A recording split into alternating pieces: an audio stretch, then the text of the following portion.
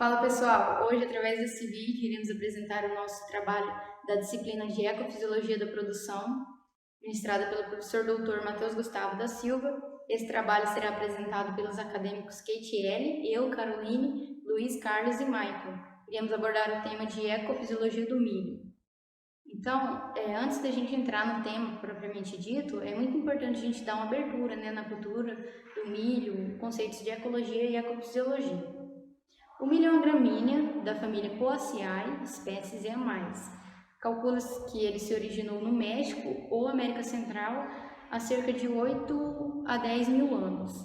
E a partir daí, as práticas de seleção natural, domesticação e a ferramenta de melhoramento genético possibilitou que ele se desenvolvesse e hoje, o milho que nós cultivamos hoje é muito diferente daquele milho ancestral que teve origem na América Central, no México, tá bom? O milho é amplamente cultivado no mundo e o que explica isso é o investimento nas pesquisas e estudos que possibilitou que ele se desenvolvesse. Hoje nós temos vários tipos de milho. O milho ele é cultivado desde o Equador até o limite das terras temperadas, a nível do mar até altitudes superiores que 3.600 metros. Então há uma variabilidade genética muito grande e o que explica essa variabilidade genética também é a demanda. O milho ele é muito utilizado na alimentação humana, alimentação animal, como forragem, em indústria. É uma das plantas mais cultivadas no mundo e com certeza de extrema importância econômica. E a produção de milho no Brasil, que é um país tropical, ela é muito vantajosa comparada às regiões temperadas, o milho se adapta muito. Mas é claro que existem também as desvantagens. Nos ambientes tropicais, as condições climáticas elas são imprevisíveis, ocorrem mudanças drásticas de uma região para outra. Você pega aí o Nordeste e o Sul do país, há uma diferença muito grande no clima. Há modificações drásticas de um ano para o outro, aí você leva em consideração a precipitação, temperatura, umidade e essa modificação de um ambiente para o outro que tornou muito importante e necessário o estudo da fisiologia da planta para entender como que os fatores externos eles interferem na produção, eles limitam a produção. E então você tendo o controle da fisiologia da planta, linkado com o melhoramento genético, você consegue escolher o melhor caminho, as melhores práticas de manejo para você minimizar esses efeitos externos, visando uma alta produtividade, um retorno financeiro. Bom, então lembrando um pouco de ecologia, que é a ciência que estuda o comportamento do organismo, no caso o milho, no local que ele está inserido, onde que ele vai ser cultivado, levando em consideração os fatores bióticos e abióticos. Já a ecofisiologia é um pouco mais complexa. Ela é o ramo da fisiologia comparativa, estuda as diferenças fisiológicas das plantas, levando em consideração a ecologia dos organismos, a genética da planta e o estudo dessa diversidade fisiológica. Então, por que é muito importante o conhecimento da ecofisiologia da planta?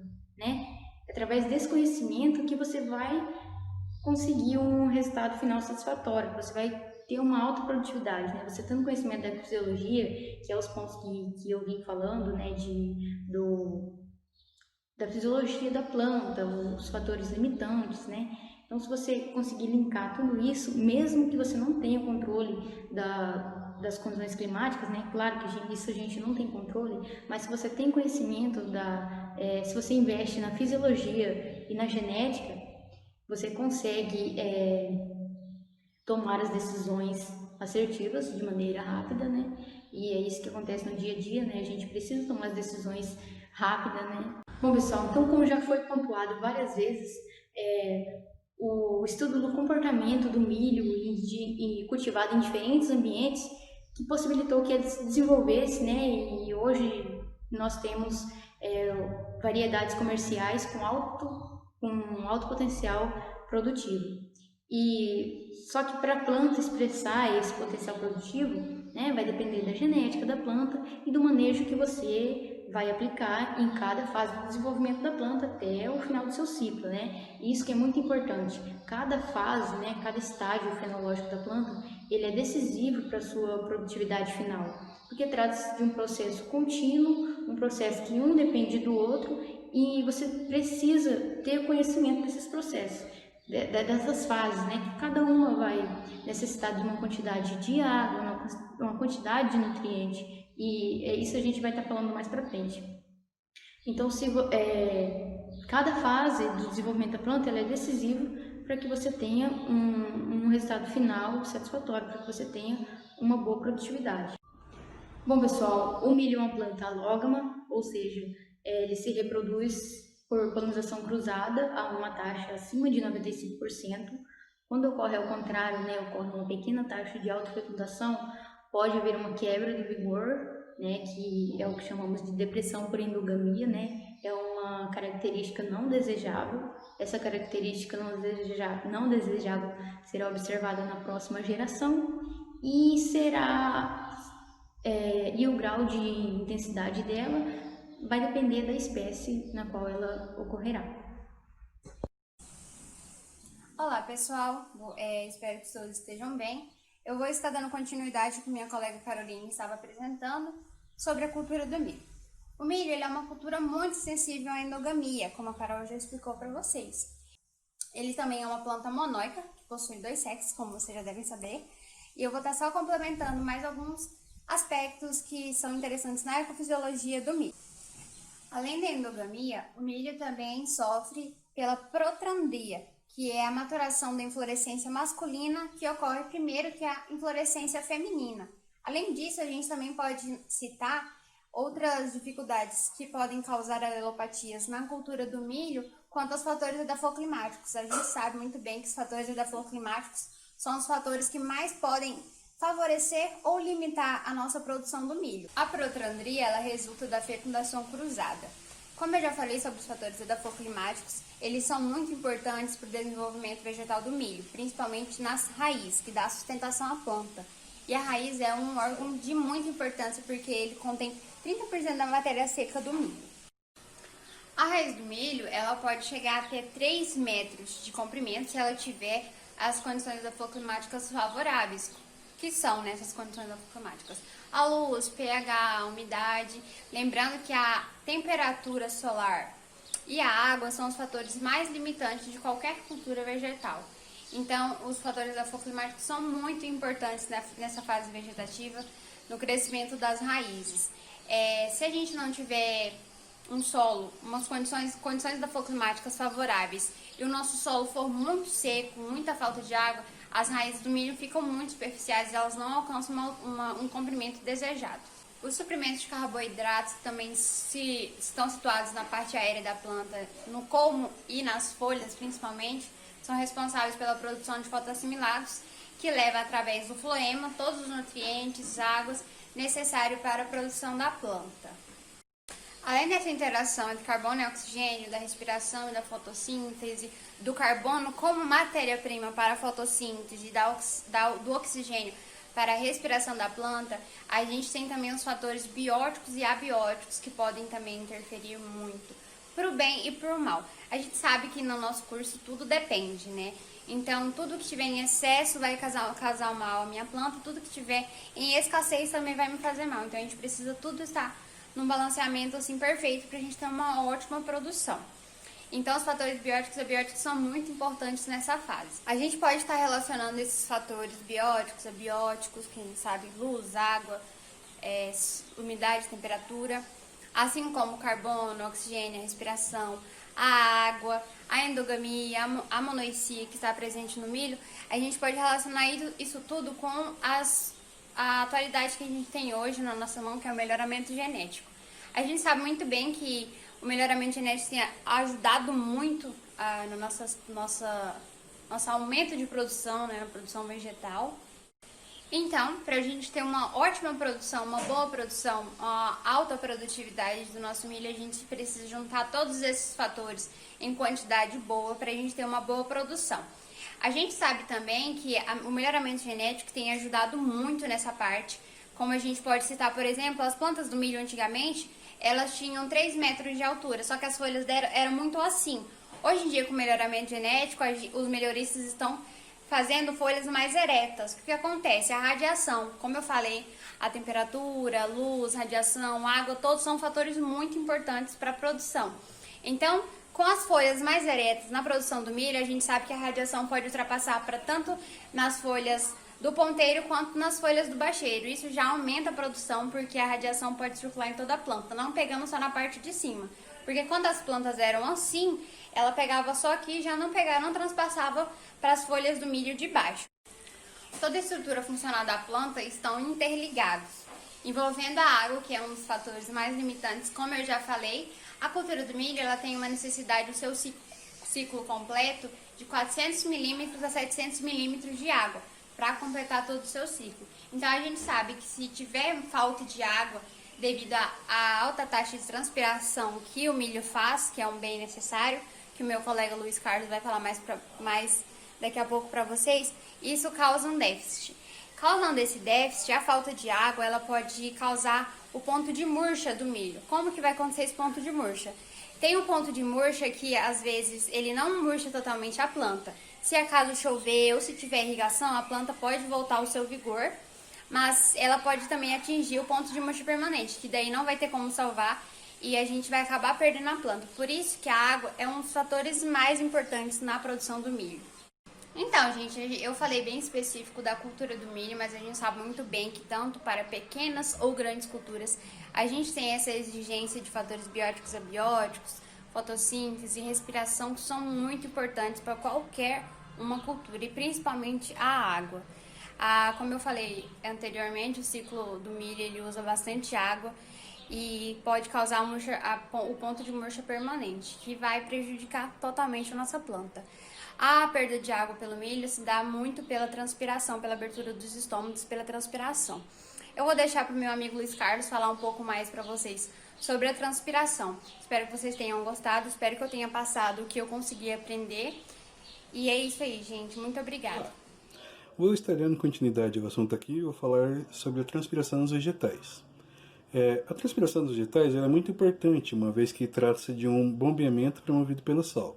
Então, não há gasto de energia pela planta, e isso é fundamental, pois a água está presente em todas as células e órgãos, e propicia todas as funções do organismo, e por isso ela é utilizada em grandes quantidades. Entretanto, deve haver um equilíbrio entre a entrada e a saída de água nas plantas. Em horas mais quentes do dia, essa regulação é feita pelo fechamento dos estômatos, total ou parcial. Acontece que pelos estômatos que é absorvido o CO2 em grandes quantidades, como também é nessas horas que a planta pode fazer mais fotossíntese, havendo então um descompasso entre a perda de água e a captação de CO2. As plantas C3 necessitam estar com os estômatos abertos nas horas de maior incidência solar para captar o CO2. Isso pode ser danoso ao seu funcionamento. Já o milho, sendo uma planta C4, consegue reduzir a abertura dos seus estômatos, visando equilibrar a perda de água por transpiração, uma vez que nesse sistema ela já consegue armazenar o CO2 nos horários que possuem menos incidência de luz. E então, no horário que ela possui mais luz, ela faz mais fotossíntese e ela permanece com os estômatos fechados, o que faz ela não perder água. Existem as espécies que possuem um metabolismo CAN, sendo esses mais eficientes que os metabolismos C4. O sombreamento também é determinante para o cultivo do milho, e isso também se relaciona com a eficiência fotossintética. A quantidade de cloroplastos presentes nos órgãos de coloração verde é fundamental para a fase luminosa ou clara da fotossíntese. O milho necessita que ocorra incidência direta de luz solar em suas folhas, para que a fotossíntese 1 e 2 possam desempenhar suas funções. Quanto ao arranjo especial da semeadura do milho, pode-se adotar convenientemente diferentes espaçamentos entre linhas e entre plantas, visando adequar ao equipamento e o manejo. Entretanto, deve-se respeitar a composição genética dos diferentes materiais de milho, pois existe uma correlação alta e negativa entre a densidade populacional do plantio e a prolificidade. Este é o termo utilizado para inferir sobre a quantidade de espigas produzidas por cada planta. Se um material é pouco prolífico, você não deverá colocar um número exagerado de plantas em um hectare, pois com toda certeza haverá plantas que não produzirão espigas. Isso vai reduzir a sua produtividade se você estiver focado em produção de grãos, no caso. O comportamento de correlação entre as duas características se dá de forma que, quando se aumenta uma das características, automaticamente reduz-se a expressão da outra característica. Por exemplo, considere uma variedade que a recomendação do fabricante seja uma população de 55 mil plantas por hectare. Pode-se alterar o arranjo espacial entre as plantas e entre linha, desde que não ultrapasse a densidade populacional recomendada. Caso seja colocado um quantitativo de plantas por hectare abaixo do recomendado, haverá estímulos para aumentar a quantidade de espigas por planta. Diante dessas informações de interação entre as duas variáveis, se o objetivo for a utilização do milho para silagem, a situação em que aumenta o número de plantas por área, pois necessita-se de volume, deve-se dar preferência a variedades que tenham um comportamento altamente prolífico, vista a necessidade de obter proteína para a silagem. São inúmeros os fatores que incorrem em interação de genótipos por ambiente, podendo alterar o comportamento da fisiologia do vegetal, sendo conferido pela expressão do fenótipo, como o caso de uma variedade de milho, com enorme potencial produtivo, cultivada no Japão, e, por exemplo, de ciclo normal tardio. Se plantada no Brasil, a região do Cerrado pode não produzir conforme seu local de origem, porque seu ciclo nessa nova condição ele pode vir a ser precoce ou super precoce, devido às novas condições edafoclimáticas, e ele não foi produzido para nossas condições. O que pode acontecer é esse milho que tem um potencial alto no Japão, vai chegar aqui, ele não vai produzir nada, se produzir vai produzir pouca coisa, e assim ele não vai atingir, ele não vai conseguir produzir o que era esperado de produzir no Japão, porque aqui as condições edafoclimáticas são outras. Olá, professor. Eu sou o Maicon Cavaleiro. Vou falar um pouco aqui sobre a fenologia do milho, dando continuidade na nossa apresentação. Conhecer a fenologia do milho, ela implica em saber o correto momento de fazer os tratos culturais dentro da cultura. Na cultura do milho nós temos dois grandes segmentos, o estágio vegetativo e o reprodutivo. O estágio vegetativo ele é caracterizado pela letra V, que vai do 1 até N, onde cada número representa o número total de folhas expandidas. Quanto ao estágio reprodutivo, ele é caracterizado pela letra R e vai do 1 ao 6, representando o número de estágio de maturidade dos grãos do milho. Paralelo a esses dois estágios, temos o estágio VE e VT, representando pela época de emergência e pendoamento do milho. Consideramos que a cultura ela muda de estágio fenológico quando 50% ou mais da lavoura encontra-se nessa próxima fase seguinte, tá bom? Partindo do processo de semeadura, quando o milho está no solo, ele precisa absorver de 30% a 35% do seu peso em água. Isso faz com que ele inicie o processo germinativo, onde ocorre a emissão do epicótilo e das radículas. A emissão do epicótilo para fora do solo, ela caracteriza o milho na fase VE. Durante essa fase, nós temos a planta heterotrófica, ou seja, a cultura ainda depende das reservas nutricionais da semente. O próximo estágio é o estágio V1, onde a planta tem a primeira folha completamente expandida. Então, nós temos o aparecimento dessa primeira folha verdadeira do milho. As próximas folhas, representadas por V2, V3, V4 e assim por diante, são folhas pontiagudas, e até V2 o milho ainda se caracteriza dependente das reservas da semente. A partir de V3, com 3 folhas, passa a ser autotrófico, ou seja, produz seu próprio alimento pela fotossíntese, absorvendo nutrientes pelas raízes, e elas iniciam seu processo de formação também. Outro fator importante de reconhecer na fase V3 é saber que o meristema apical ele se encontra abaixo da superfície do solo. Isso permite caracterizar duas condições. Em caso de geada ou ataque nas folhas, teremos grandes chances de restabelecimento da cultura, caso esse meristema apical ele não seja danificado. Sabendo também que ele encontra-se abaixo do solo, uma grande suscetibilidade do milho ao encharcamento, sendo que nessas condições, em poucos dias, nós teremos a morte da planta pela não respiração. Em V5, nós iniciamos a diferenciação do número de fileiras de espiga. Então, a partir desse momento, qualquer estresse ambiental que venha a ocorrer, estaremos prejudicando um dos componentes finais de produtividade da cultura. Com o passar do desenvolvimento da planta, ela vai atingir a fase VT, que é caracterizado pela emissão do pendão. A partir desse momento, ela entra no seu estágio reprodutivo e cessa o seu crescimento. Entrando na fase reprodutiva, nós temos a classificação R1, representada pela emissão dos estilos estigmas a partir da espiga. Esta é uma das fases mais críticas para a produtividade do milho, que é a época do florescimento. Basicamente, 4 pontos precisam acontecer para que ocorra a perfeita polinização. São a antese, embonecamento, polinização e também a fertilização. A antese ela é caracterizada pela emissão dos grãos de pólen a partir do pendão. Geralmente ocorre nas horas mais frescas do dia.